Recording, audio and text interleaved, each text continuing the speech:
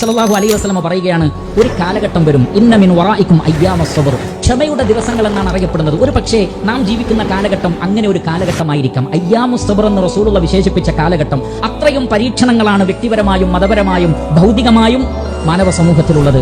അസ്സബ്റു ഫീഹിന്ന കഖബ്ദിൻ അലൽ ജമർ, ഒരു തീക്കട്ട പിടിക്കുന്നത് പോലെയായിരിക്കും ദീനിനെ മുറുകെ പിടിക്കൽ അന്ന് എന്നാണ്. കാരണം ദീന് അതനുസരിച്ച് ജീവിക്കുക എന്ന് പറഞ്ഞാൽ ഒരു തീക്കഷ്ണം കയ്യിൽ പിടിക്കുന്നത് പോലെയുള്ള ഒരവസ്ഥയായിരിക്കും ഉണ്ടാവുക.